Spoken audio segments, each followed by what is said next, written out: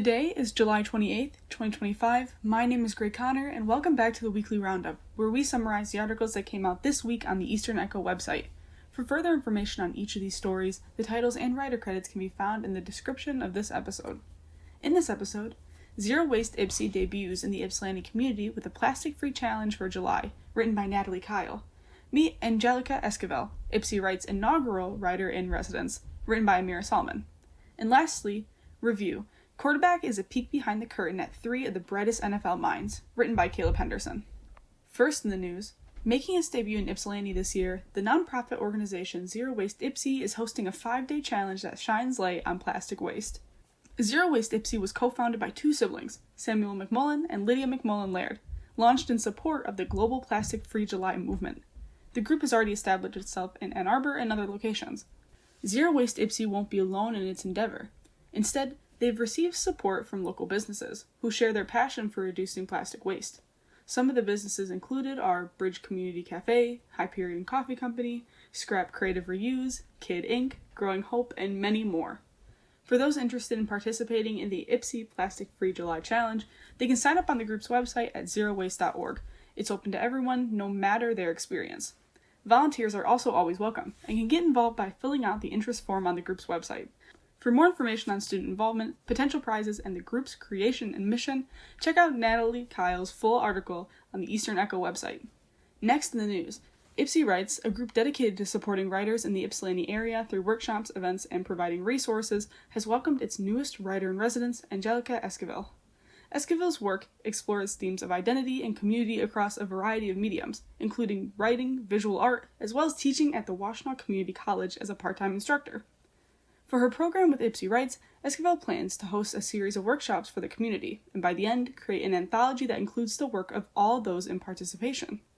Although nothing is set in stone, some ideas for the workshops include flash fiction and Ypsilanti historical poetry. The Writer-in-Residence program is the newest offered by YpsiWrites, a nonprofit that is dedicated to the writing community of the Ypsilanti area. For more information on Angelica Esquivel's story, her art, and YpsiWrites, be sure to check out Ameera Salman's full article on the Eastern Echo website.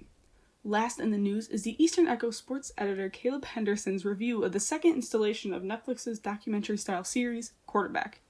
While the first season of Quarterback gave viewers an inside look into the lives of football stars during the football season, the second season of Netflix's show focuses specifically on Kirk Cousins, former Michigan State University quarterback, as he moves from the Minnesota Vikings to the Atlanta Falcons. It also highlights 2 other big names in football, Joe Burrow and Jared Goff. The documentary shows viewers the lives of these 3 players amidst the 2024 season. For the highs, Caleb Henderson noted how fascinating it was to see all that went behind being a quarterback on a football team, outside of just throwing a ball. Another notable success of the documentary was its ability to highlight iconic moments throughout the season, and offer viewers the chance to see exactly what the players were thinking when they happened. Another strong aspect of the film, Henderson noted, was how it humanized the players and their personal struggles. Plays that they would have done differently in hindsight, balancing family life and sports, and navigating the daily trials and tribulations of an NFL season. On the other hand, Henderson only really had a couple of lows with the movie, the first of which is that it would have been nice to have dedicated a little bit more screen time to the preseason preparation of each of these 3 players. Another criticism was the lack of interviews. While the movie gave viewers a unique chance to see inside their minds, a couple more interviews would have made it even better. Overall, according to Henderson, Quarterback does exactly what it was supposed to do. It features the highs and lows of football with 3 different perspectives and keeps viewers invested from start to finish. Out of 10, Henderson gave Quarterback a 9, which, while making these short podcast episodes, is the highest we've seen in a review all summer. For Caleb Henderson's full unsummarized thoughts on the movie, be sure to check out his article on the Eastern Echo website. One quick thing before we finish off. The fall semester is rushing towards us. Soon, campus will be full and we'll all be back in class. The Eastern Echo is currently hiring for multiple positions, whether it's writing, podcasting, videography. If you're interested in joining our crew, more information can be found at theeasternecho.com/page/hiring.